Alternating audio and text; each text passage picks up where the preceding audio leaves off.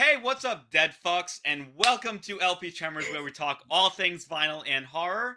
And I am back again here with Davy Gallagher from Davy Cinema Flicks and Music Picks. And right below me, I have the curly-headed fuck, Ryan Gavalier, over at Ryan's Vinyl Destination. How's it going, guys? Ryan, please. Well, it's going well. It's going well, Soul Patch. How you doing? Yeah. Tyler, right? Tyler, I'm a friend of yours. I'm a fan of your content, but I'm sick of this, right? So Yeah. I'm sorry. I'm standing with my boy, right? So What the fuck is this shit? It's fucking shakes Oh the my- clown. I am now a curly ginger fuck. Wow. Wow. So there's two of us, Tyler. What are you gonna do, huh? Man, life was rough for Tommy Pickles. What's rough for Tommy? I'm trying to stick up for you. Don't make me join the dark-haired side again, all right? I was trying to do a nice thing for you. Do a nice thing for my boy. Davey, I was about to call you your Shelly on crack. Because I'm worth it. Because I'm worth it. All right. Shit, I didn't even introduce the movie yet. Hold on. So, that's because you're too busy with your prejudices. With my prejudices. All right, guys. So, we are here back again with the 4th episode of the Friday the 13th series. And since it's the 4th, we have the 4th movie, the final chapter, Friday the 13th. So this is argued as probably the best Friday the 13th.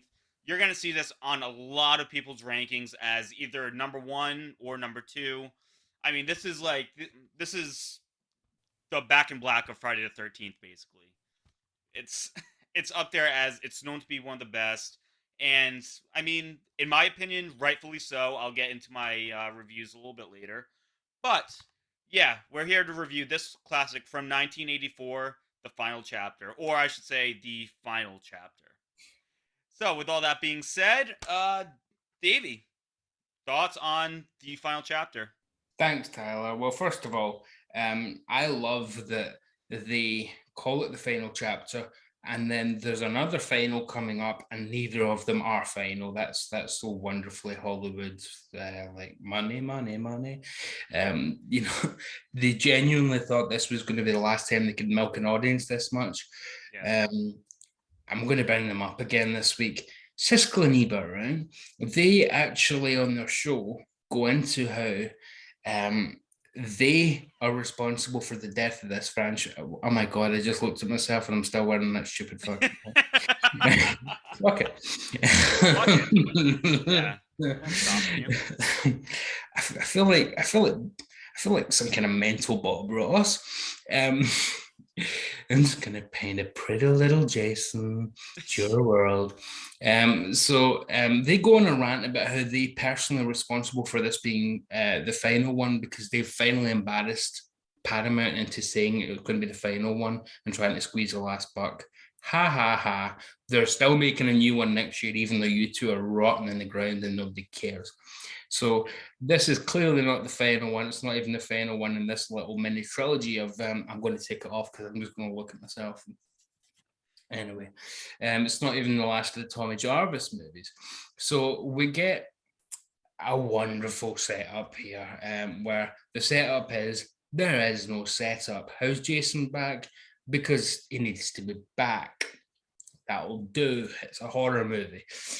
We get the morgue scene.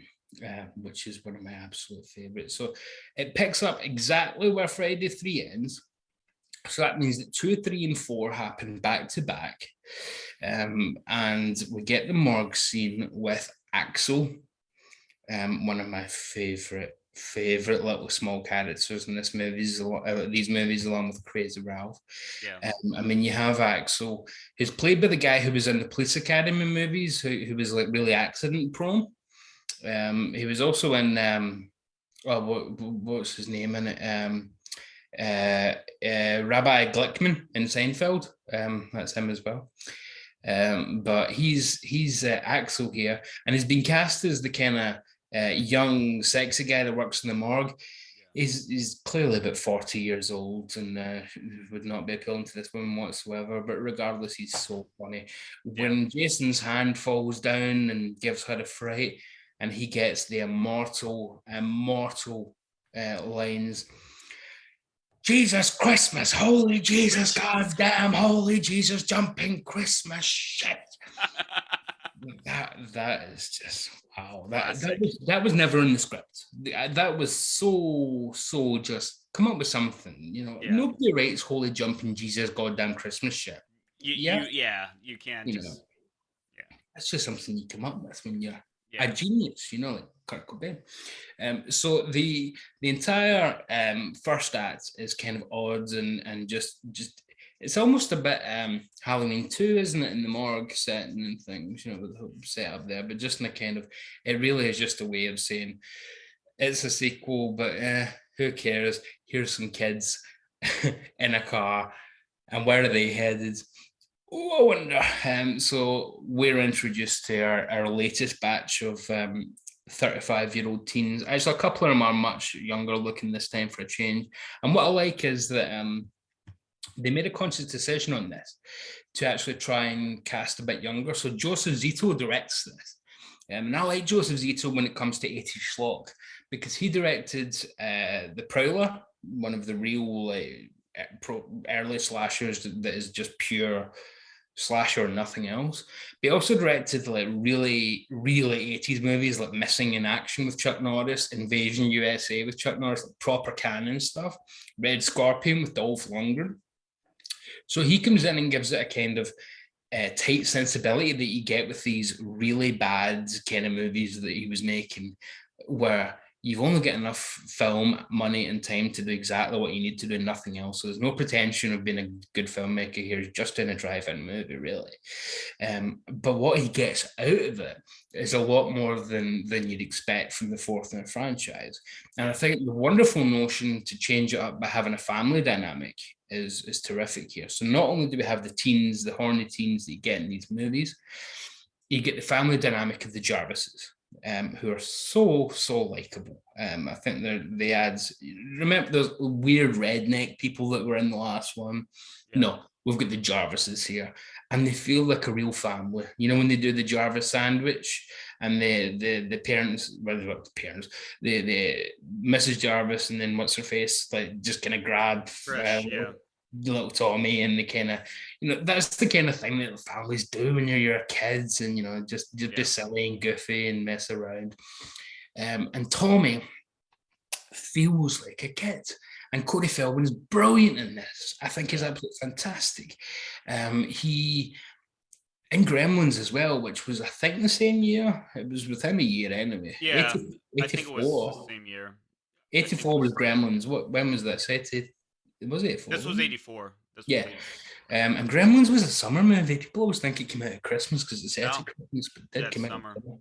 So he's in this and Gremlins in the same year, and in both movies, he's got a wonderful ability to be kid-like.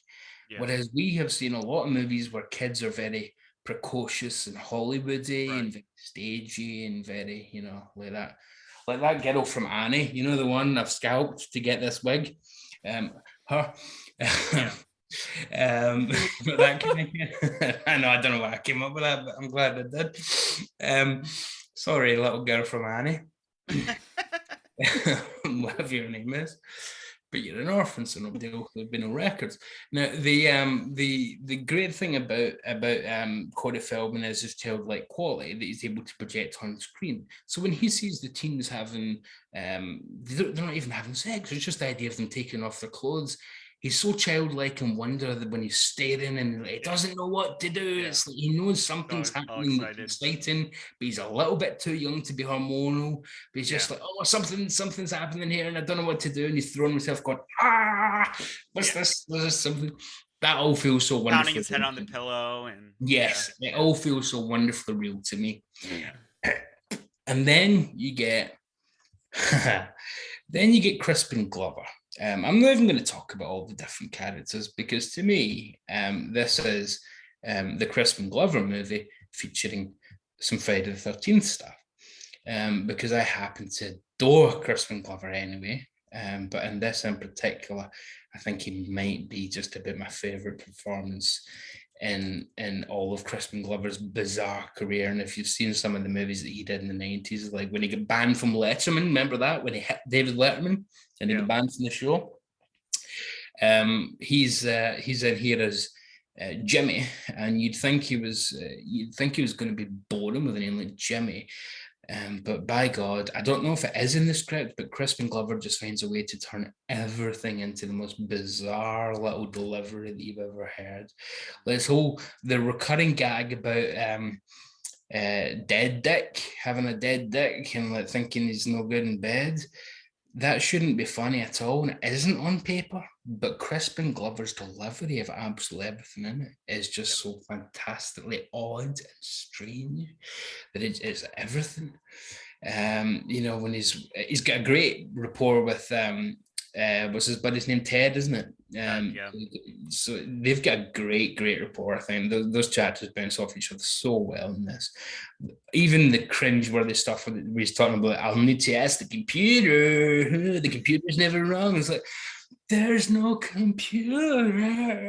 So, this is brilliant. I could watch these two just do this all day. Oh yeah, all day. And then you get the iconic dance scene where they apparently were listening to, I think it was AC/DC, funnily enough. You mentioned Back in Black. I think on set that's what was playing. I don't think that was AC/DC, but no, not in the movie, on set. Oh, on set. Okay. So that's what they were listening to, because it's obviously dubbed on music that you get later once you do your Foley effects and stuff. And Okay. So he's listening to something completely different and dancing at a different tempo. But whatever he's listening to, it wouldn't have worked anyway, because this dance has never applied to any piece of music yet written by anyone. Crispin Glover's dance is everything. But even more so is the way he invites what's her name to actually have the dance. What's her name again? Because everybody tries to fire into everybody in this movie. No, Betty's the girl that he left behind. So I'm sure Trish, was it? No, it's not. Trish is Tommy's. No, Trish is Trish Jarvis. So who's, regardless, they all kind of roll into one in this one. Tracy? Doesn't that just illustrate it that this is kind of like Tommy Jarvis, Crispin Glover, a little bit of Axel, and then the rest, really, for me. Yeah. When he says to her, "Would you like to dance?" He doesn't just say, like, "Would you like to dance?" He gives her this look like a total psycho and goes, "It's good." Yeah. What does that even mean? What's good? Dancing? The music? Existence? Back to the Future? Back to the Future. Because that's what he was going on to next. He's Martin's dad, obviously, in Back to the Future, Right. And he's brilliant in that too. He's so weird in that. Ryan, you've got a very puzzled look there. I'm being ignored. What's going on? Don't know. Ryan, you okay? Is he frozen or is it just me? Yeah, no, he up. Ryan, you good? Yeah, are you good? All right, yeah. We were talking to you like 3 times and you were just like... Yeah, my connection was bad for a second. It's okay. Oh, well, it was all nice things. So he would go into Back to the Future the next year, but he's so bizarre and esoteric and offbeat here. That dance scene, normally in these kind of videos, it would be fun to say, let's recreate it, like the grief dance that Ryan and I have popularized has become quite a phenomenon. I think it's #1 in Austria this week. Just people just doing that. But nobody can recreate the dance. Yeah, try and recreate Crispin Glover's dance. No, because you don't have enough, Tyler, in your profession, you don't have enough adrenaline to pump into somebody to give them enough energy to shake that many limbs at once. This guy, and you need to get the defibrillator as well and shock them, because every limb in his body is just going. It's absolutely amazing. Absolutely amazing. I think it's a wonderful scene. Hmm. And that's my kind of thing with this movie, is that I enjoy it as a teen movie and not just as a Friday movie. And it's the only one of these I can say that about. I could actually watch this if it was just these people, just in a Porky's kind of way. I think it's a better film than that kind of nonsense, but I could watch it in that kind of way, because Crispin Glover just elevates it so much. But of course, we do have to go into the horror aspects. Ted White is our Jason here, and I think he's really good.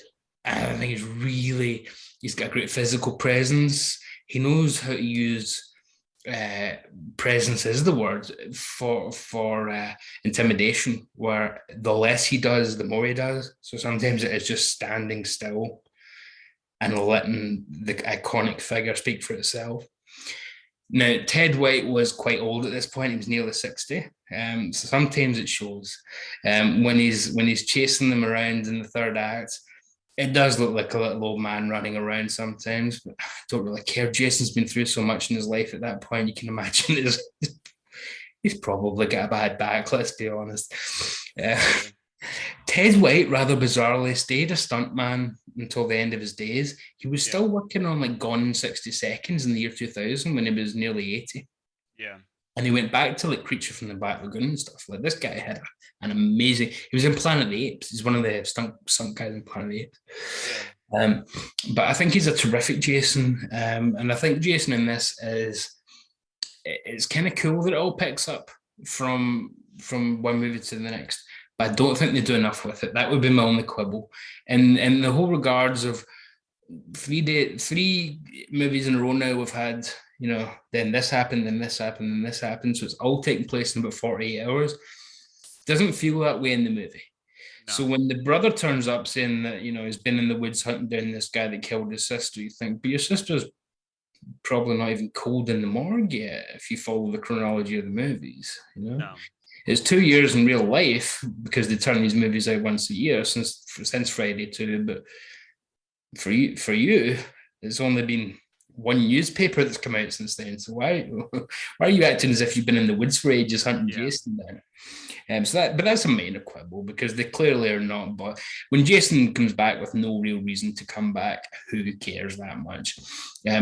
The other quibble, as I said, is the cast here, as much as the most memorable of them are extremely memorable, the rest of them are extremely forgettable. I think your likes of Crispin Glover and Cody Feldman really elevate it, but the rest of them kind of let it down a little bit. But they've got nothing to work with. I don't blame the actors. What I do like is they actually seem like real people. They don't seem like they've been recruited from the Playboy magazines and Playgirl magazines. They feel like they are much more regular types. Yeah. Everything they do feels more realistic teen stuff, Right. It does feel semi-realistic. So we've kind of pulled back a bit from that weirdness of Friday 3, and there's no 3D popcorn here. But it's a little bit more straight. Tom Savini's back because they got Tom Savini involved again from Friday 1 by saying this is the last one, so you'll be able to say goodbye to the character that you helped create. Actually, as much as I love Tom Savini and I adore Tom Savini, I don't really like his prosthetics for Jason here at all. When Jason's unmasked, I think he looks more like Toxic Avenger. I don't really like Jason's look here at all. But again, minor quibble because it almost ties into Tommy's obsession with rubber monsters, doesn't it? You can imagine that Tom Savini, in fact, I wonder if he was even named after Tom Savini when you think his name's Tommy. The idea of him being a young kid who's obsessed with making his own little rubber monster masks and stuff like that. You can imagine Tom Savini doing that when he was a kid. Right. I think this was actually intentional. I think I've heard this before. It sounds like it should be. This sounds like the kind of thing you would say if you were trying to get Tom Savini back as well, because he was now a name. Yeah. Like he was like the Fangoria fanboy. Like he was on the front of Fangoria, even though he wasn't a writer or director at that point. He would go on to direct. He did the remake of like Night of the Living Dead and stuff. Yeah. But he's a lovely guy as well, Tom Swain, just a lovely guy. Although he's one of those guys who's now like 80 but still has jet black hair. Yeah. Yeah, it's like, we know what you're doing, mate. Stop that. Keeping you in hair dye with all these purchases from Arrow and Shout Factory and things.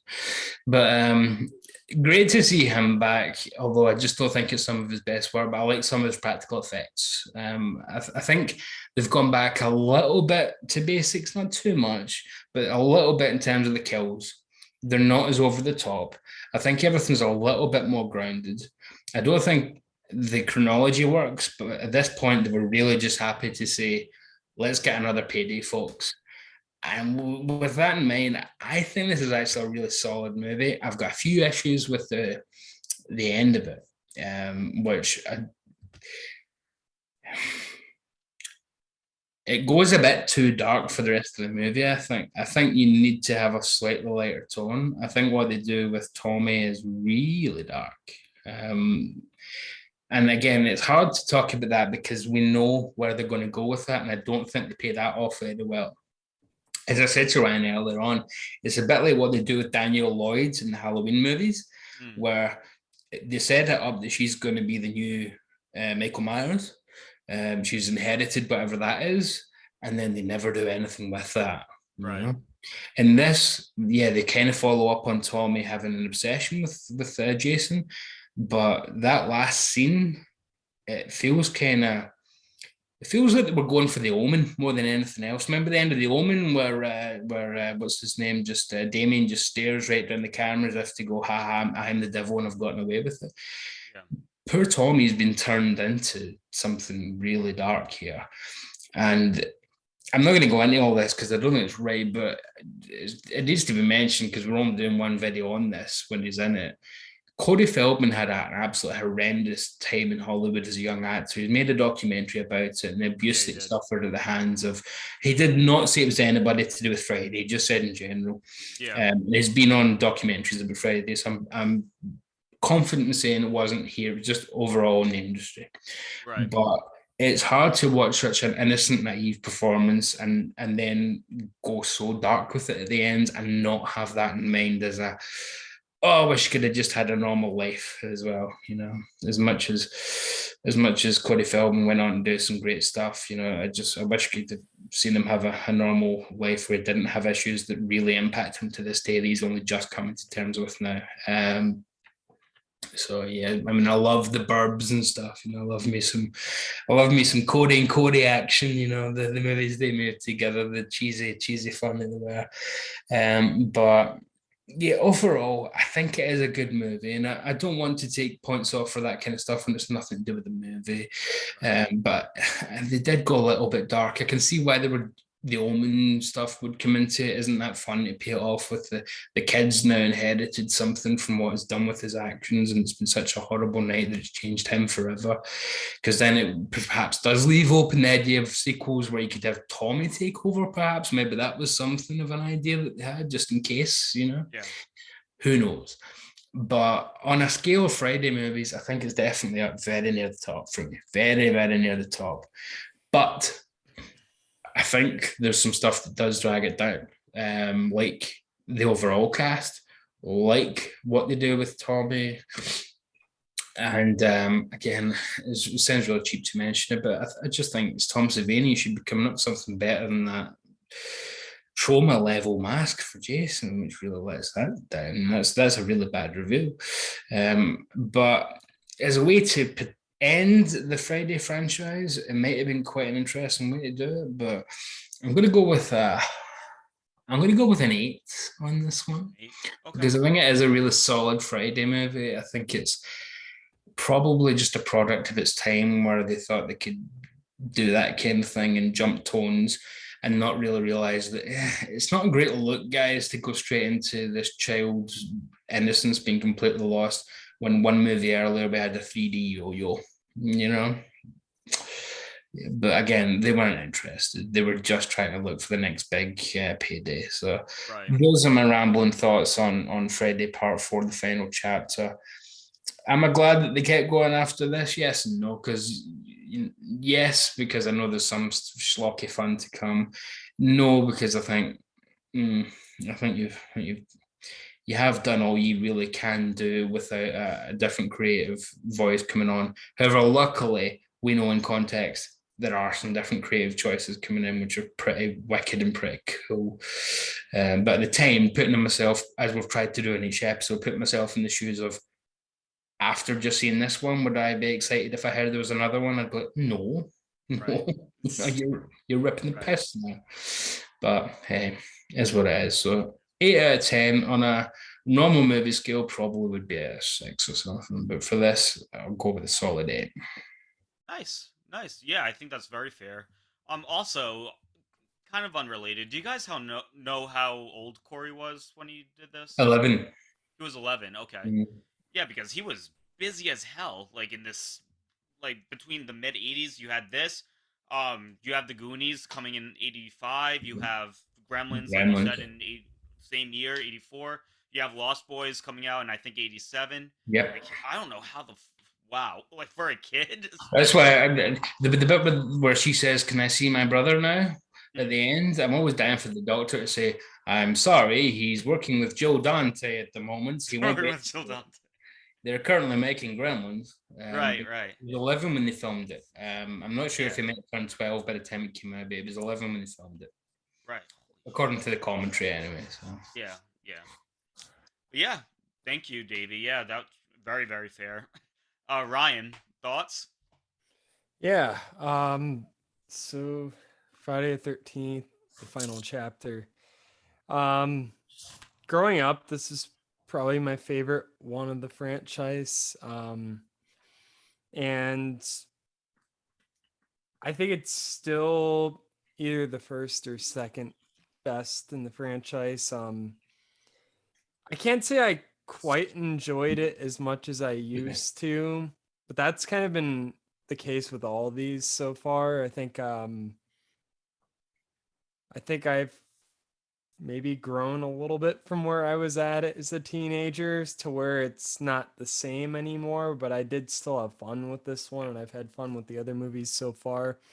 But I'll talk about that a bit more as I go through this, but I do think that this actually is a pretty good movie overall, whereas I don't think the other ones have actually been good movies at all. Like, even though I love two, I think this is a far better film and filmmaking wise. I think the acting is the best we've seen so mhm. far. I think the actual writing is probably the best we've seen so far. The Yeah, actual filming and stuff is probably the best too. I mean, it actually looks the most like a professional film that we've seen so far.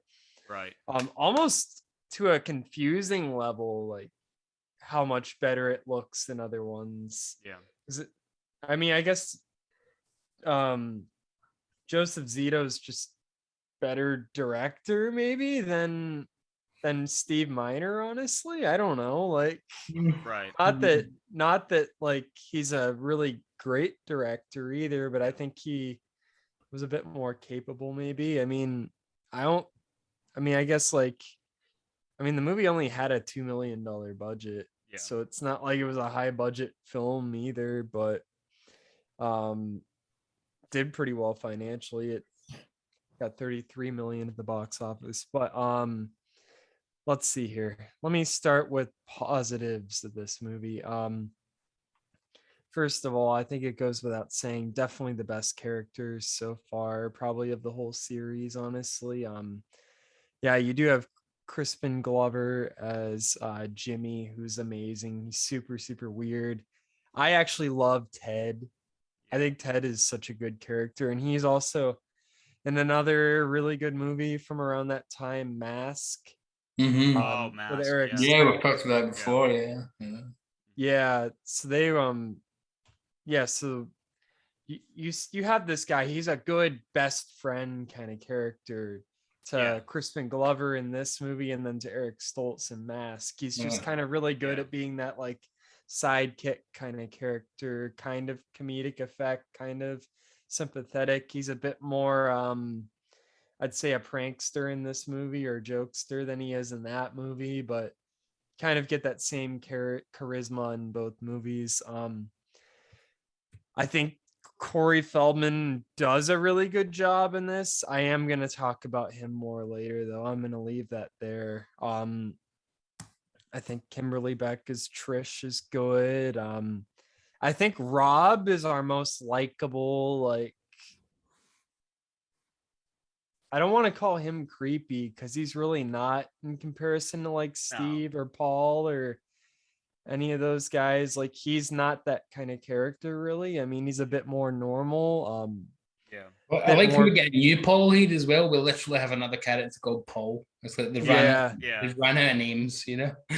Yeah, definitely. I mean, but I think that he's probably the most likable of that kind of like older guy kind of into the main girl. I mean, he's a lot more pure about it, I would say. He's got a reason to be there as well, yeah. And you know, the Jarvis mom, what's her name? Tracy, maybe? Or Tracy, I think it is. It could be yeah. I think Tina was the other girl. Not, I think I mixed the two up, but I don't know. It gets confusing. It's all tough. the names. It's tough. Tough. But Tracy, I think, is the mom, and she's good, I guess. I mean, I'd say for the most part, the cast is pretty likable. I love Bruce Mahler as Axel. I mean, that Jesus, Holy Christmas, whatever that stuff is, that cracks me up every time.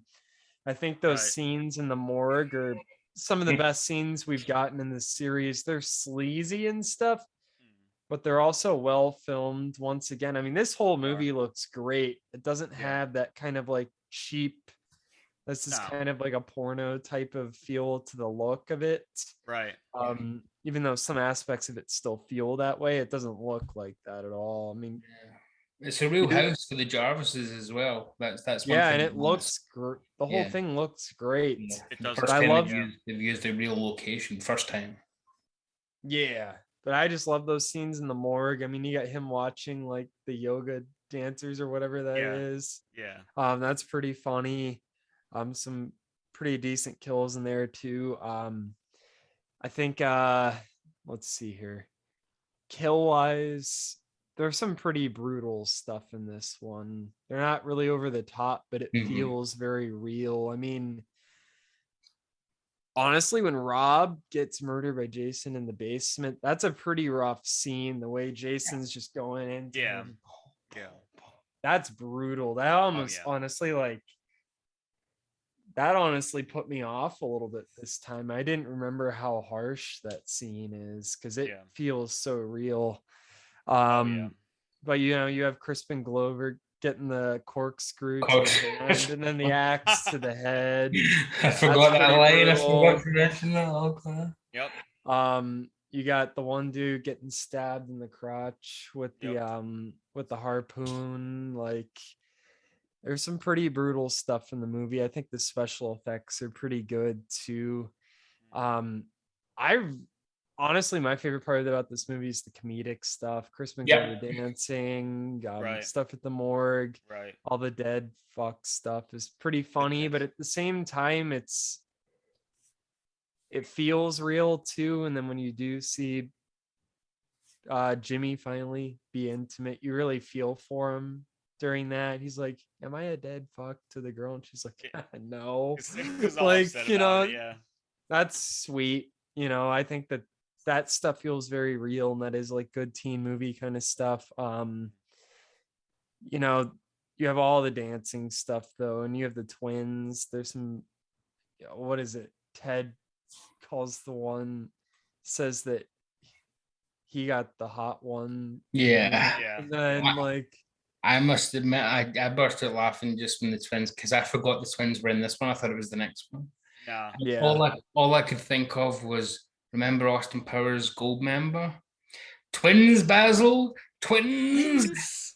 I was fuck you. No, fuck me. Fuck me, fuck you, fuck me. So I was like, oh, boom.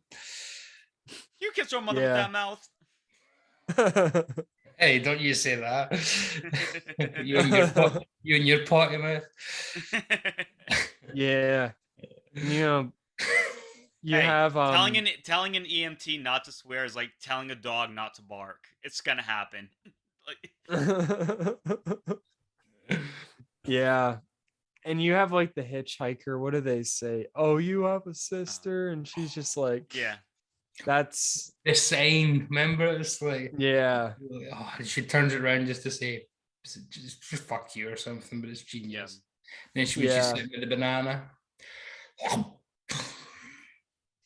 yeah. I mean, there's just a lot of goofy stuff in this. yeah, I do think that Ted White is a really good Jason. Brutal, scary. yeah, I'd say scariest Jason so far, other than the second movie. I think still a little scarier in the second movie. Um, but yeah, and I just think that there is a real intensity to that last like half hour or so. It yeah. definitely feels a lot more intense than other ones. Right. Um, I would say my main negative with this movie is actually the way they handle the Tommy Jarvis stuff. Um, and I just feel like these movies are just exploitation films at the end of the day. There's a lot of Right. sleazy stuff in them, but there is lines you have to draw, I feel like, or you should draw. And they didn't with this movie. With having a little kid be put through the stuff that he's put through. I just think Yeah. that that's cheap even for this series. I mean, I said last movie that it was a little cheap to have girl get raped by Jason, then have to relive it all again, and then end with her just laughing maniacally and stuff. I thought that was cheap, but I think having a little kid go through what Tommy went through is even cheaper. And then concluding it the way they did is real messed up. And Davey, I was telling you this earlier that I was feeling this way. I didn't think about this when I was younger watching these movies. All I wanted was the gore, all I wanted was the kills and stuff. And I think growing a bit older at this point and watching and seeing Tommy, I mean, he's a very innocent kid. I mean, I Yeah. think they even kind of play him up to be maybe a little bit mentally challenged. I don't know. A There's little bit. something Yeah. about it. I think maybe even a little bit on the spectrum because he's very good. Like he can fix cars, for example, even though he's a little kid. Yeah. That's But kind of where I'm going yeah, with it. Yeah. They don't outright say it, but I think they kind of There's something show about him it. that's a little. Yeah. yeah. There's They something about show him it that's. without having to say, "Oh yeah, Tommy's autistic." I mean, he's like obsessive over the masks and stuff. He has a real awkwardness to him, kind of. Um, Yeah. Like and so like one scene that really makes me think, yeah, this kid's a little off. Is remember when he opens the door and the dog comes running in, and his interaction with the dog, he goes like, "Oh, you have a girlfriend or something? Where were you?" Yeah, it's a little Well, that dog is Gordo. Let's give him his correct name. Gordo, Gordo. I Gordo. Yeah, love that dog so yeah, much. yeah. You got yeah, a girlfriend or something? yeah, I don't want to say for sure that that's what's going on, but it definitely seems that way to me. So Mm. I mean, gosh, when you see like the fear he's going through, it's like, man, this might be a little bit far even for Friday the 13th. And then to him going into that prosthetic that he does with him bald, and you could see that look on his face. Like Yeah, he's obviously like a broken kid at this point. And yeah, then you see him just bash Jason's head in for like literally like a minute straight. And it's just like, geez, this is a lot for an 11-year-old child actor. Just for some cheap popcorn entertainment. Yeah. Um, I mean, you have adults like playing teenagers getting slaughtered. That's one thing. They're consenting adults. Their yeah, brains are much more developed. Like if they want to do a movie like that, they want to do a movie like They've that. Like auditioned Right. for it. No, it's a different story, but an 11-year-old kid who's put into show business Yeah, that's knows how much he really even wants to be in show business, to be completely honest. So to be put in a movie like this and to have an ending like that, and then to have the kid go full like nutty, yeah. and it's just like, I don't know, I can't really get behind that anymore, and it kind of left a bad taste in my mouth. I watched the movie last night and I was thinking about it this morning, and I was like, I need to bring this up. Like I'm not gonna let it slide, even though it is a pretty good movie. It's just, Yeah, it's no, pretty messed up. And It is. Yeah. part of my issue with a lot of the use of child actors, I think that if you're going to have children be in movies, it should be for 100% necessary reasons, just because it is on its own a lot. But then to It's a put them lot. into situations like Tough. this, Yeah. doesn't need to happen. Do you Right. think that the very end, that hospital scene, do you think that is just them trying the Omen? Because I can't watch that without thinking you're just doing the end of the Omen there. That's exactly what I was It is gonna say, exactly yeah. the end. You know, the whole Yeah. turns around It's, and Yeah. looks straight down the camera, and I'm almost wondering if they thought they had to add those kind of things in to set that up. You know, it's a Right. bit so that it doesn't just come out of nowhere that he's now like this. They have to kind of build him up to be potentially a new evil because he's been through this, just like Jason's Right. been through stuff in his own past. You know. Right. yeah, I think so. And I think that's really cheap as well. Mm-hmm. I mean, because we have to look at what the context of this is. It's not a movie that's trying to make you aware of things that happen in the world. It's a movie that they're just trying to shock you in any way they can. Oh yeah. Right. And I think Right. for using a kid for that, it's too much. And like, there's too many real world incidents of this kind of stuff happening at this point to watch it and be able to be entertained by that. Yeah. So, I mean, That's maybe interesting. in the 80s, it was something that would fly a little bit more, but I think watching it in 2022, that really is not It didn't aged age well. well. No. And the big difference, I guess, to argue against myself, which is what I do in my head most days, the Omen, Damien doesn't have to do any of that stuff. The actor that No. plays Damien, he's never in any of this. Like, all he has to do is like give a creepy look every now and Right. then somebody dies in a separate scene later. He Right. doesn't ever get chased around by a machete wielding killer and have to, So it is a bit, although the end's the same, the end's It's exactly different. the same.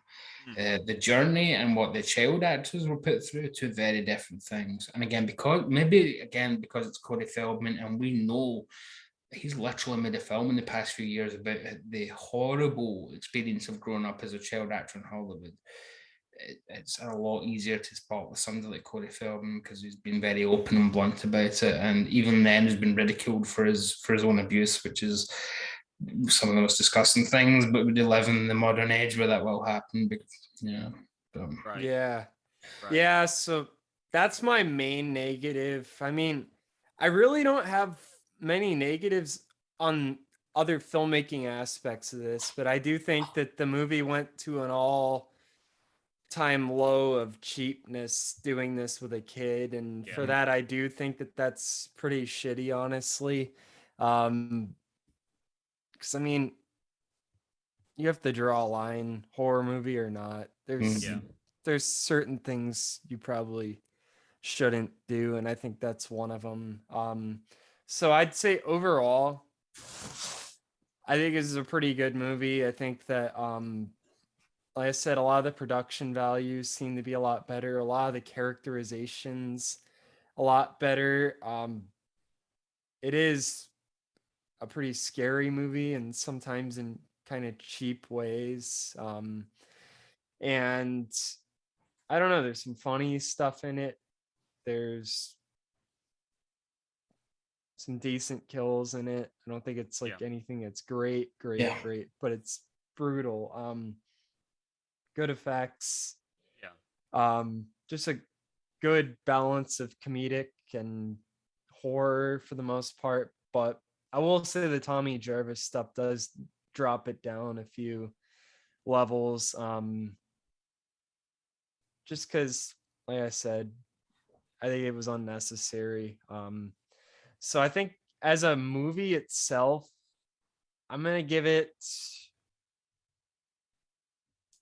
a 7. I think it's far superior in filmmaking quality to any of the other movies so far. As a Friday movie, I am gonna give it I'm gonna say a 9. Just because even with the Tommy thing, I think most of the movie is really, really enjoyable, and a lot of fun. And even as some of the more real and authentic and more relatable moments of the series, you actually kind of feel like these characters could be friends, where in the rest of the movie they were movies that are really just bodies to kill. So I think that did something well there. In terms of it being the final, I mean, with the way it ends, you kind of know that wasn't going to happen. I think. I mean, it was the plan. I mean, even according to, they were hired to finish it off because Paramount did want to move on, but they just had a couple of flops the next few months. So as we see time and again with horror franchises, companies like Paramount, Universal, all these big Sony, they're so embarrassed by them, but they're the first one to say, hey, we can do these really cheap and make, the most ridiculous profits on them. Right. Yeah. I mean, how many Saws? Every year there was a Saw movie in the 2000s. And then when that finished, there was a Paranormal Activity movie every year. Cheap as chips, all of these movies.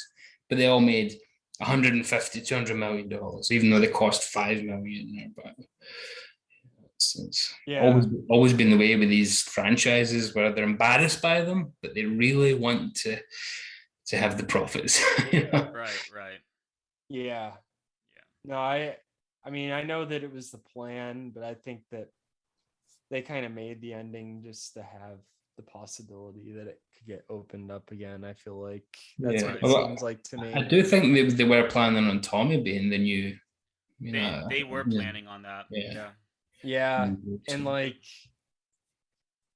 I think what happened, and I don't know if you guys watched the Crystal Lake Memories documentary about this, but Corey Feldman, he's obviously in Crystal Lake Memories, and he was talking about the plans for Tommy Jarvis, and he was basically saying that that was actually a plan, that they wanted Tommy Jarvis to be the next Jason, but I mean, Corey Feldman he was busy as hell, and he was in the middle of filming Goonies.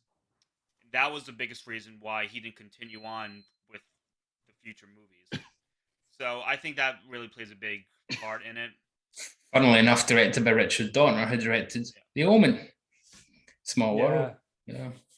I gotta say, if they would have made Corey Feldman the killer in the series, I don't know if I would have continued to watch him. I don't think they could have, because it would only have been 12 going on 13. And what are you going to do? Have this tiny little killer running about? Who's he going to be? Right. I wouldn't have. I wouldn't have been able to get with that, honestly. I think it would have killed itself. Like, you couldn't have a 13-year-old like Jason turned Tom. You couldn't have that. I mean, they would need to have had a time jump and replace Corey anyway. Right. There's no way they could have done that, which they do. We know they have a time jump when we do jump on a little bit.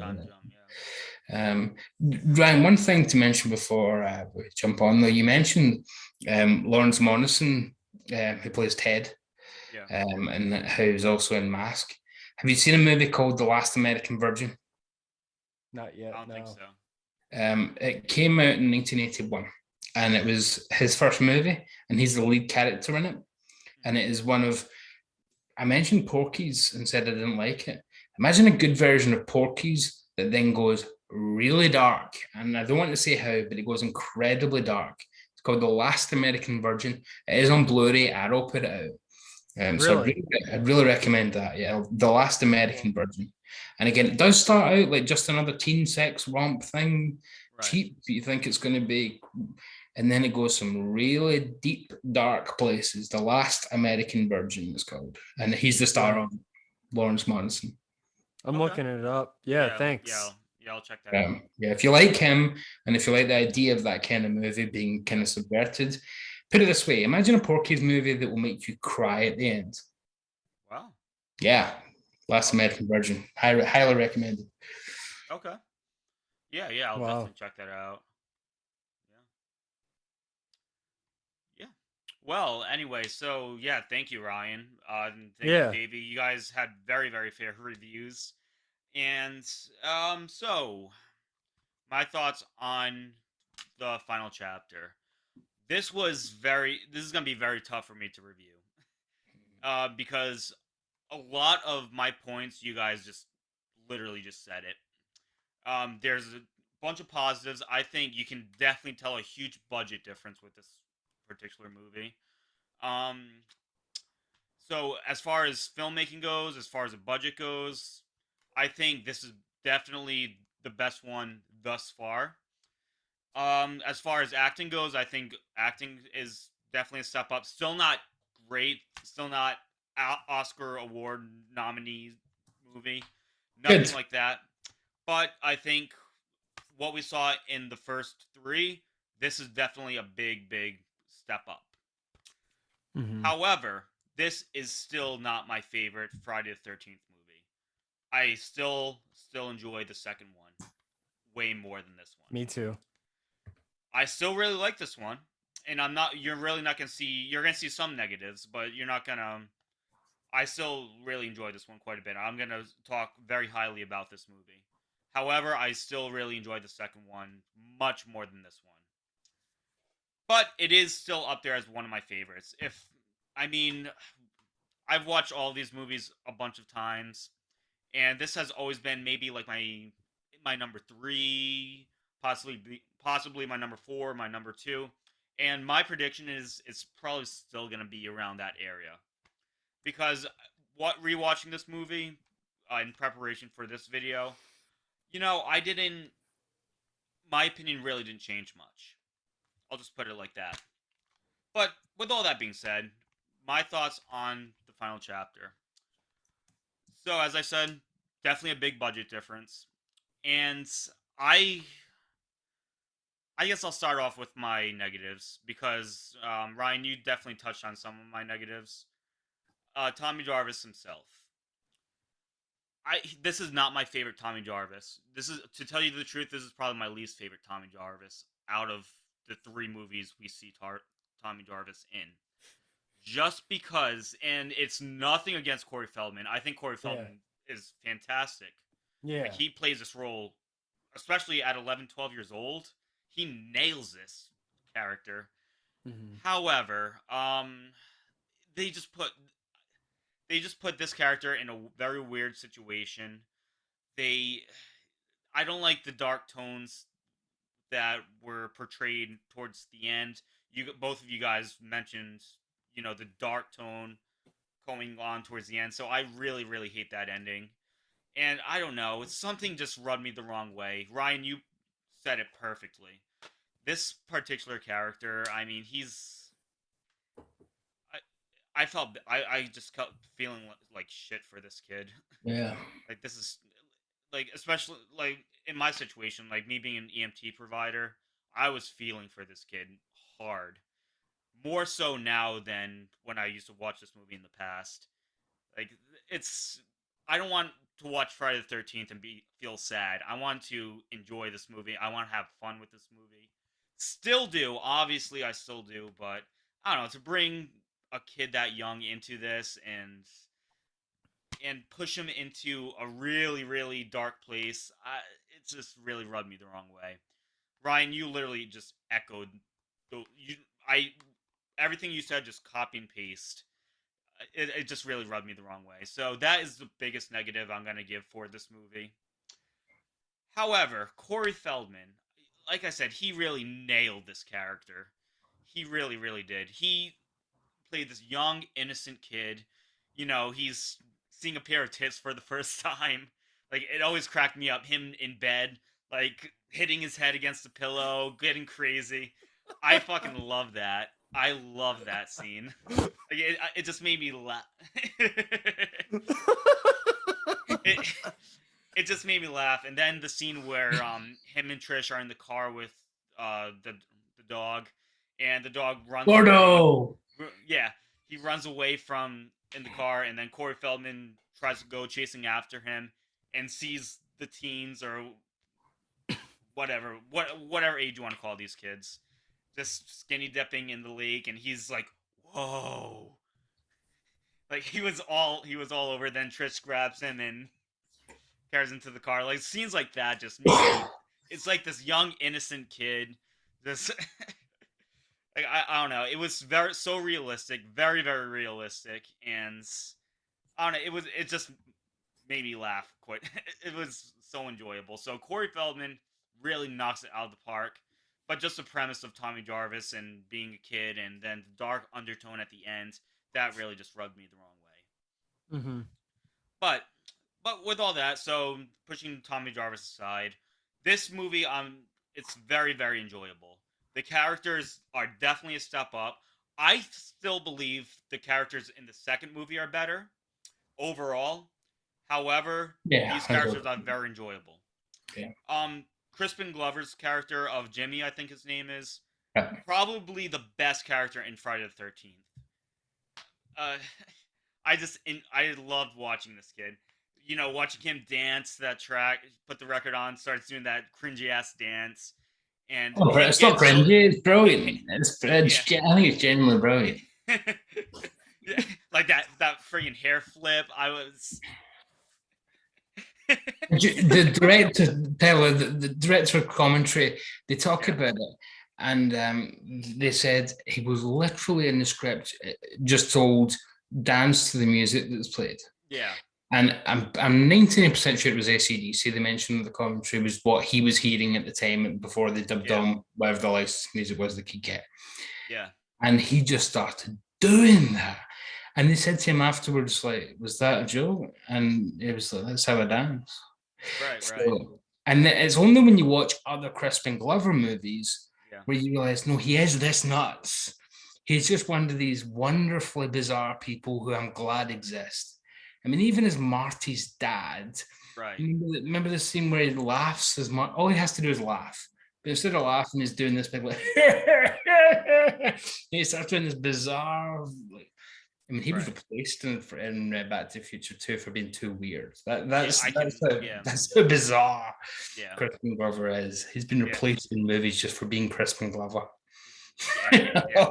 No one can I be love it. Crispin Glover. Yeah. You can't be no. But yeah, so Crispin Glover's character as Jimmy, iconic.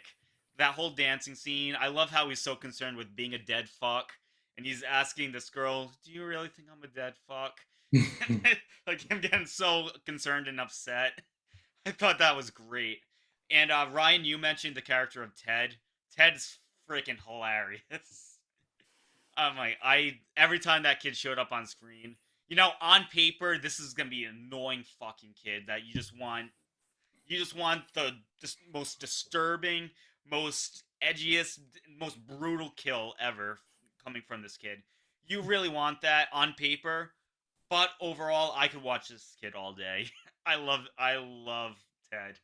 He cracks me up every single time he's on screen. Mm-hmm. Yeah. But yeah, I love that kid, and his kill is actually pretty cool too. Like when he was his back was against the screen, and you see the knife going through him, like through the screen. That was a cool kill. That scene where he's smoking weed and just like watching that 1900s. Yes, Well, yes. that's so funny. Yeah, he's sitting there close to the screen with a chair. I think so I think great. my favorite. It's not even favorite kill. It's the favorite use of a kill. Is Yeah. the almost crucifixion on the door. You know, Yes, yeah. which looks so terrific when she opens the door and just sees the body pinned there like it's been crucified, and Yeah. she can't bring herself to go through it because there's a body there. But when Right. Jason comes through, what does he do? He just pushes the body out of the way. He's like, get away. Yes. That made me crack. That made me crack. Yes. Absolutely. Absolutely. So I think yeah, you're right to that's the big problem with this. It goes from this is a really fun but not It was a fun schlocky time, fun. yes. And then it turns into Henry Portrait of a Serial Killer for the last 10 minutes. And that's a really weird juxtaposition. Weird. Yes, yeah. Yeah, I truly feel like that hospital scene did not have to happen.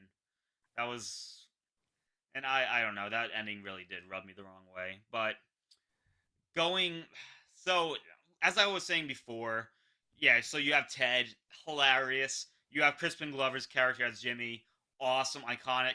However, and Davey, you brushed up on this as well. A lot of the other characters I just feel like weren't that memorable. Yeah. There was, I don't know.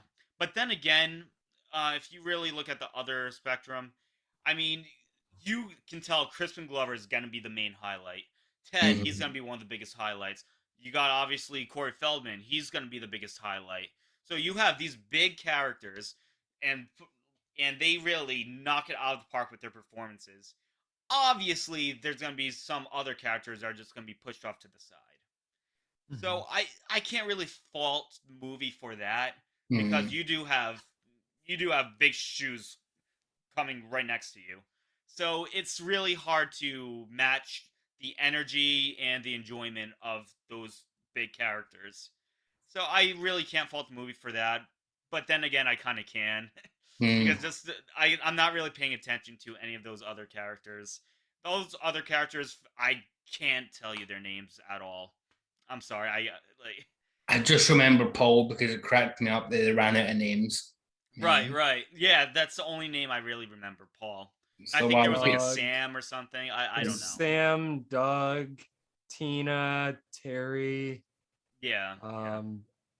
Yeah. I don't know what goes on and on, but and yeah, Axel obviously because Axel in the beginning. Yeah. But yeah, so a lot of other characters, they're just kind of there to be killed, like a typical Friday the 13th movie. They're just there for kill bait. I wonder if that's why, Tyler, if by this stage they've just said to themselves, why are we even bothering giving some of these characters time when they are just here to be killed off? They're just there to be killed.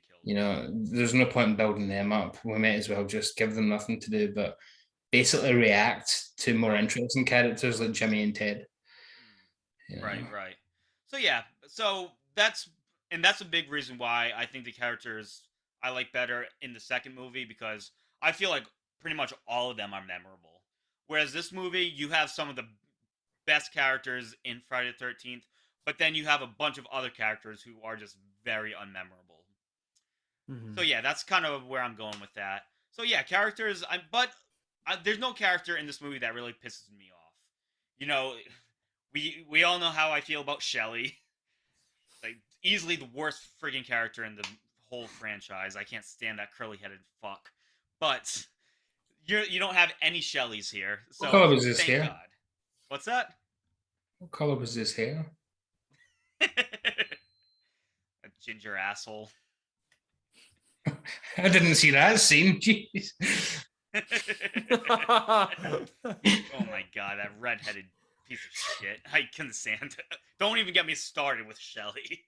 Anyway, so you don't have any Shellys in this movie. Nobody here pisses me off. They're either just there to be there, or they're some of the best characters in the franchise. So yeah, that's kind of my 50 cents on the characters. Other than that, what else? Oh, one thing I really, really need to point out is Ted White. Ted White, I'm going to say this right now, even though this is not my favorite Friday the 13th movie, Ted White is by far my favorite Jason.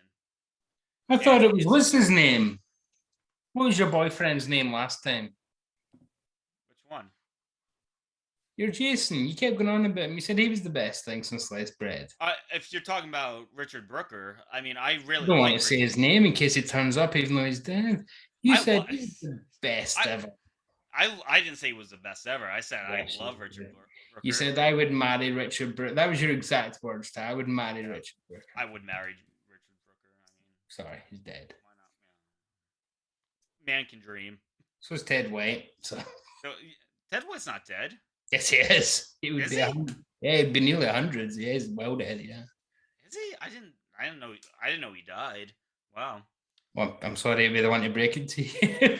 All right. He's been dead for 20 It's years. now Yeah. turned into a Ted White Um, in memoriam video. Yeah, we should probably just stop recording and Should we have a I'm moment gonna of go cry silence? myself to sleep. Let's Yeah. talk about our favorite. Wait, dude, he's not dead. Yeah, I never Oh, heard of him wait, being maybe dead. Yes, he is. Yes. Wait. Yes, he is. He died years ago. Hold on. Trust me, he was born in the 20s. He's dead. He's not dead, dude. Yeah, What? I'm on never heard of him. Wikipedia right now. Now this is an apology to Ted White because Davey doesn't do his homework. He's 90. He's 96, bro. He's dead. living. He's living his dead. best life, and you call him dead. You're ageist, Davey. Right. Ted White. Oh my God. Oh, tell me that's not true. Oh, right. Now he's God. hoping that Ted White's dead. Well, I might have to kill him before Tyler uploads this video now. He doubled for my God, I can't believe this. He doubled for Clark Gable and he's still going. Yeah, God, Dude, he was in Sands of Iwo Jima. in 1949. Oh my God. Right, come on. Let's be honest, guys. He is dead. They've just not He announced is it. Come dead. on. There's no way he's still going. he's still He's going. dead. It's just they forgot to tell the papers or whatever. He's been dead for 25 years. He's long gone. Jesus. Actually, no, he is in Crystal Lake Memories. He was He in a is in movie in Crystal Lake Memories, yeah. 2018, bro. Yeah, as archive footage.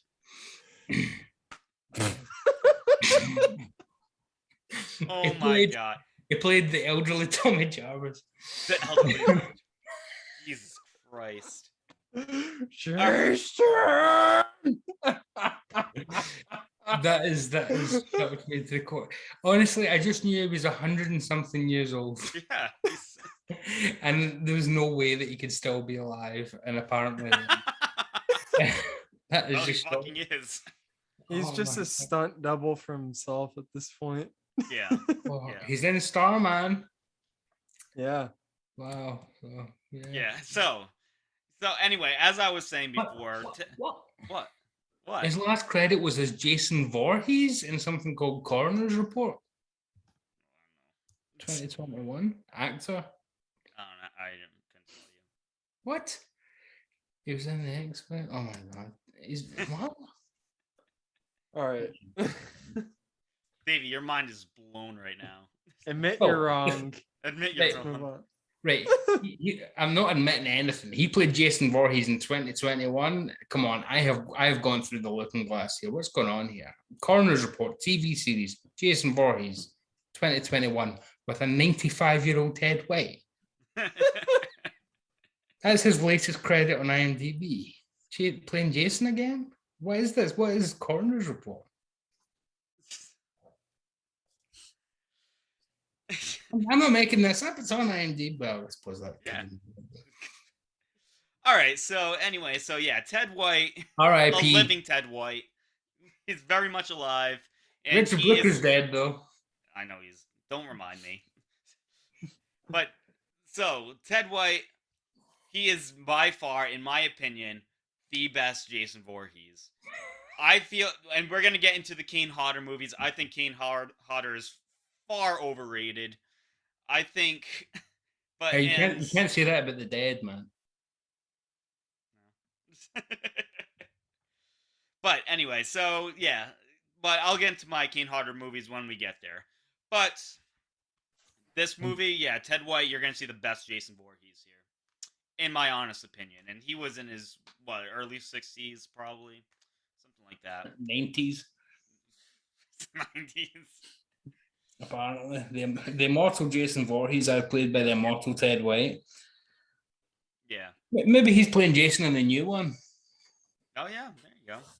Maybe he is. But yeah, so Ted White's awesome, and he is probably he's one of the most intimidating Jasons, I would say.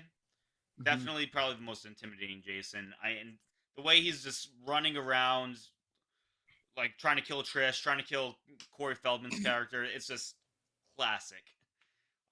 I love watching Ted White. But yeah, so Ted White's a gigantic positive. What else? I mean, the kills, and Davey, you kind of brushed up on Tom Savini. I think and I pretty much agree with you. I think the all the effects, the Tom Savini effects, they're kind of lackluster. They're not terrible, but they're not some of his best work. You're not gonna put that next to some of his absolute iconic, what made him Tom Savini. You're not gonna Yeah, see any scenes like that. However, there's nothing really offensive. There's nothing that's really gonna really irk you about these certain effects. They're just kind of there's no Kevin you Bacon can yet. pretty much they're not really memorable. I'll say that. And then actually going back to Ted White, the kills I think are a gigantic step up from the first three. I mean, like you have Crispin Glover's character, and Ryan, you mentioned Crispin Glover's kill with, his hands get stabbed, and then he gets the axe. I mentioned Ted, his kill, with this like the knife going through the screen. That kill was friggin' awesome. But then yeah, like you have I don't know, just you have the scene in the beginning, the autopsy scene where Axel gets it, and then I don't even remember that other girl's name, but I think their kills were pretty cool. Um, yeah, I can't think of her name, Yeah, but it's yeah, ghetto. yeah, I mean, the film doesn't care, so right, why should right, we? right. The reason I was struggling to hold in a laugh there was because it suddenly occurred to me: what if Ted White was Betty White's brother, and that explains why they both seem to have lived for thousands of years? You never know. Could And be those white genes that they have the in the way White she's. family. Yeah, Betty White and Ted White, with an average age of 498. yeah, That would explain a lot. He's in the he's in the Golden Shower Girls himself. yeah, That was the name of that show, wasn't it? The Golden Show. Oh, just the Golden Girls, apparently. yeah. Yeah. All right. But anyway, as I was saying, yeah, so overall, I think you have some really awesome kills on the final chapter. You have some better acting. You don't have Oscar award nominee type of acting, but you have some really good acting here compared to the first three. Characters, you have some really iconic characters that are going to be the best in the franchise, but then you have a lot of characters that are just not memorable at all. As I said, kills are great. Ted White, I have to say, is probably the best Jason I've ever seen, in my honest opinion. But we'll see, as we go further into this franchise. Maybe my opinions will change on that. You never know, but for a while, Ted White has always been my favorite. It's cool. Mhm. But yeah, so overall, I had a really good time with this movie. I still enjoy this movie. My opinions of this movie have not changed in the least bit, really. Just kind of like the dark undertones I really didn't like, or how they really portrayed the Tommy Jarvis character. Hmm. And it's really nothing against Corey Feldman. He really knocked it No. out of the park. It's just the kind of concept. It's just the idea that you And put a kid through all this trauma, and then at the end, Tyler, can I ask a question about that? yeah, Ryan said that he has felt like he's grown into these movies and become more mature, um, watching, just through life and just then watching this kind of thing, saying, "I'm not who I was, but I can still appreciate what I used to appreciate and just look at it differently."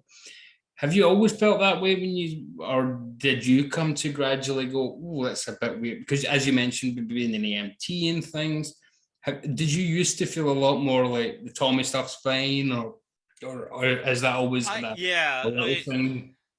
my so it's really tough to say because I didn't when I was first watching this movie, and I didn't really think too far into it. Hmm. I just had an overall really fun time with it. I had a good time with the kills. I obviously love the Jason Voorhees character. I love Ted White. I love Crispin Glover's character. I really enjoyed this movie a lot, and I had a really fun time with it. So much so that I didn't really pay attention to the childlike trauma and the really really deep and dark undertones this movie gives going towards the end. I didn't really. It kind of went right over my head. But rewatching this, and it's just it makes me feel like shit. I it's just something that it's probably always been there, but I didn't think too much. I didn't really think too far into it. Yeah, If that really makes sense. no, absolutely. I know exactly what you mean. That's fascinating because I'll be honest, even just this week, Ryan telling me his thoughts has made me look at it a bit differently. Yeah. Just to kind of Right. say, no, I can kind of see why that is really, Yeah. And then Yeah. that made me think more about it isn't just a child actor. I know about Cody Feldman, so Right. you start reading in even further to that in your own head, and Right. just it is dark. You can imagine sitting watching this in the cinema in 1984, Yeah. 75 minutes in, and thinking, oh, this has been so much fun. I can't wait to go outside and have a laugh and do the dance and entertain my friends. Yeah. And then the last 5-10 minutes of this movie making you feel dirty Yeah. and not being in a good mood as you walk out to the foyer and leave after all, and you don't feel like doing that dance anymore because it feels like you've just gone through something really repulsive at the end. Right. Really quite. Yeah. I don't know. And how this movie starts off as like kind of like a schlocky. I guess you can call it so bad that it's good. You're just really having a fun ass time with this movie, all the way up until that infamous hospital scene. You're really having a fun time throughout, and I think the mood really changes when you know, um, Tommy Jarvis shaves his head and he goes down, and I don't know. That's what really, really dragged this movie down. I'll be And then honest, it just I goes. never It just used to gets. know if it was supposed to be that he did shave his head or it was one of his own masks that it was. I I could think never it was a figure that. mask. I think it was a mask. Yeah, but then when he Yeah. sees his sister in the hospital, he's still got it. So I didn't know if he's just still, I never quite figured that out myself. I don't. Yeah, I have I no think clue. he shaved it. Yeah, but Yeah, is I don't know. yeah, it is quite Yeah. ambiguous Yeah. because he did quite a fast shaving job there, but yeah, I mean it's just such a bizarre end to. That just didn't need to go that dark. That's the weird thing. And Ryan's right. It doesn't. It's not just that last scene. It's Right. before that. The fact that they have him be the one who really caves Jason in to finalize that as sequel bait or even just potential sequel bait Right. is quite disturbing. That's how the mindset of Hollywood was at Paramount Pictures at the time. And it was actually, believe it or not, one of their biggest franchises was the one that caused this to have a number 5, because Indiana Jones didn't do as well as they wanted this same year, because Temple of Doom was really dark, and that didn't do as well as Raiders. So they said we want another Friday to make up the 100 million that we lost, that we thought we were going to do. They never lost money on Temple of Doom, but they didn't make as much. So we won that extra 100 million back. So let's do another cheap horror movie and get. So that's why Jason was brought back. Right. But it's just kind of bizarre to think that's how they went about it. Is this what kind of mind puts together Crispin Glover with where the movie ends? I mean, it's two completely different tones and different. Different tones. Yeah, and I think that dark undertone, it would have been fine if the movie itself had a dark undertone, but this is just a horror comedy all throughout. And then you're just gonna drop a bombshell like that and make this into a whole completely different movie. Get something really really dark, really deep. So it just goes from 0 to 100. It's like there's no in between. So that's a big thing. So yeah, I mean overall, you're really gonna have a fun time with this movie. I'm gonna go ahead. I'll probably like Davey. You gave it an 8. Ryan, you gave it a 7. I'll probably go right in the middle of you guys and give it this like a 7.5. A Taylor sandwich. Right in the middle. Yeah. So yeah, I'm gonna give this a 7.5. I still really enjoyed this movie, and I do find myself going back to this movie quite a bit. I just there's so many different ways you could have ended this movie, and they kind of chose the worst ending possible you could do for this movie.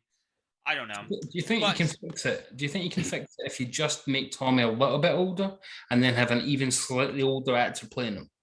I can So see that.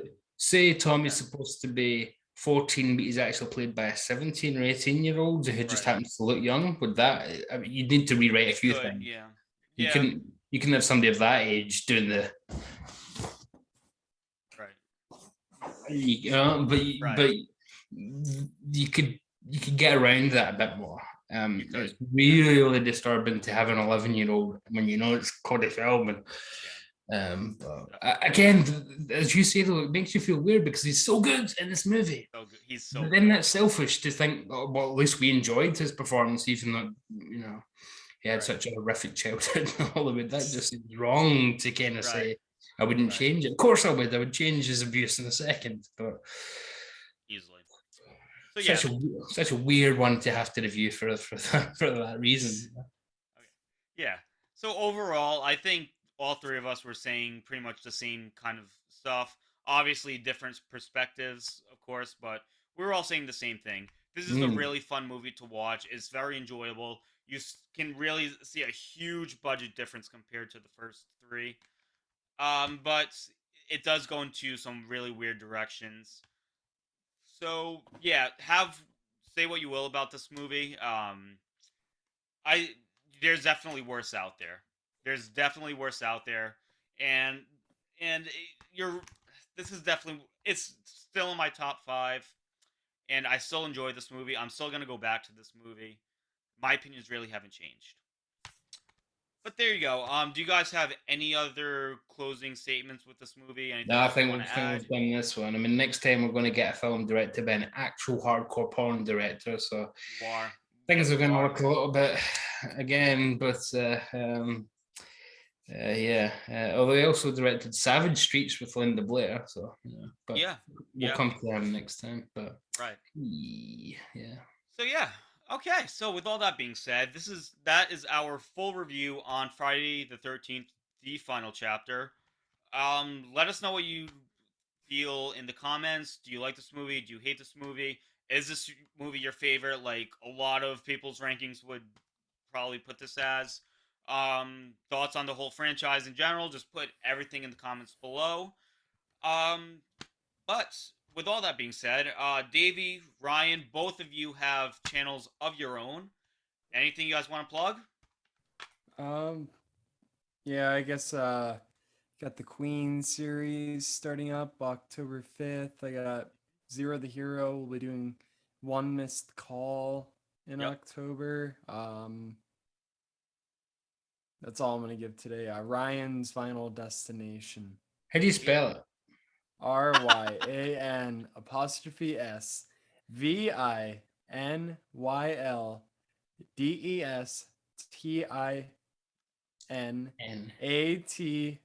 VINYLDESTINATION.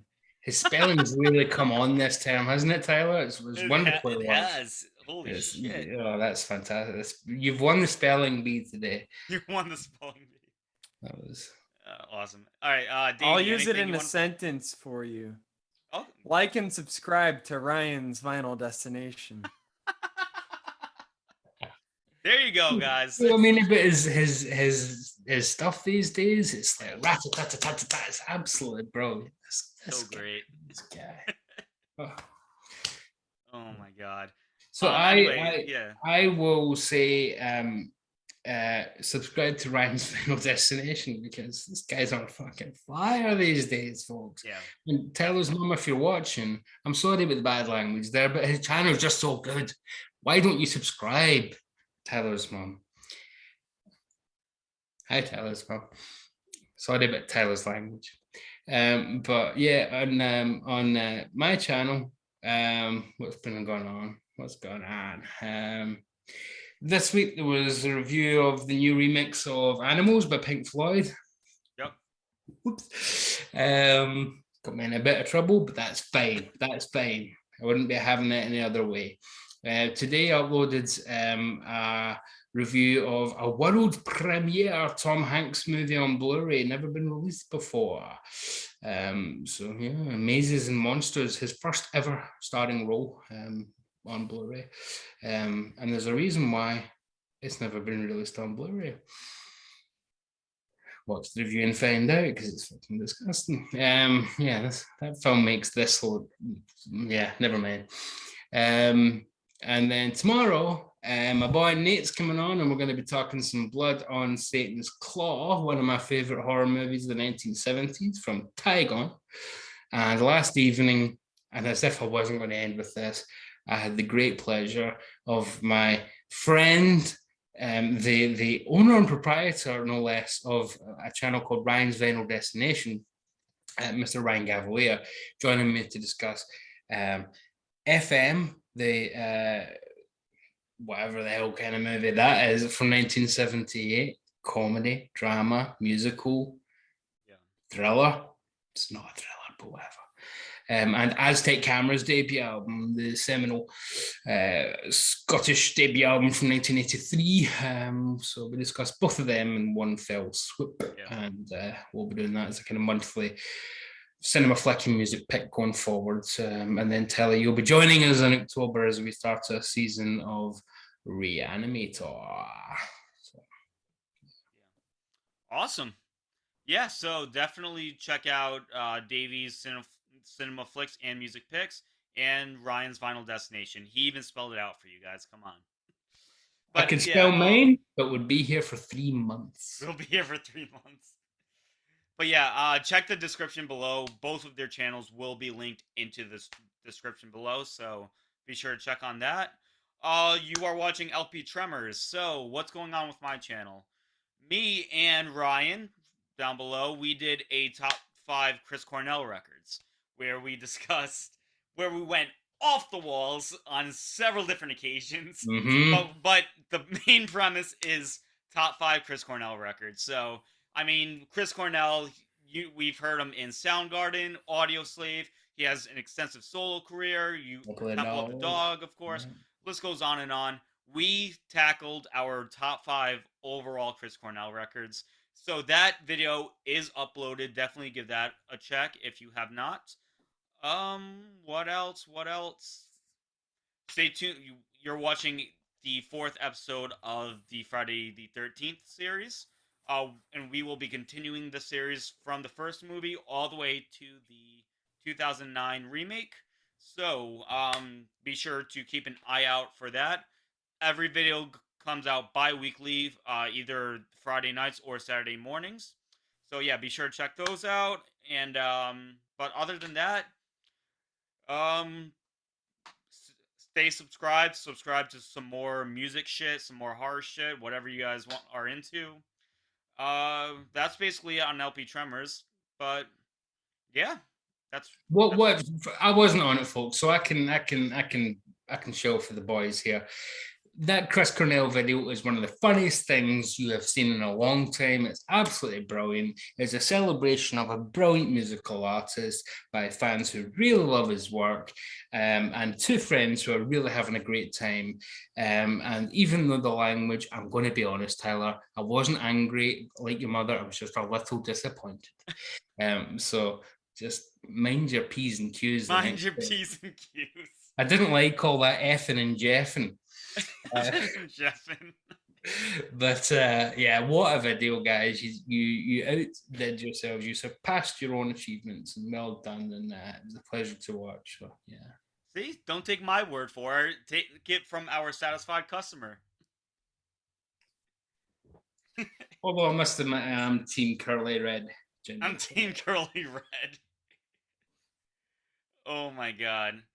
All right, so yeah, so definitely subscribe to those 2 channels. You're watching LP Tremors. Hope you guys enjoyed what you have just witnessed. And that's basically all we got for you guys. All right, so with all that being said, for Davey, for Ryan, and as always, stay metal, stay scared. Bye, guys.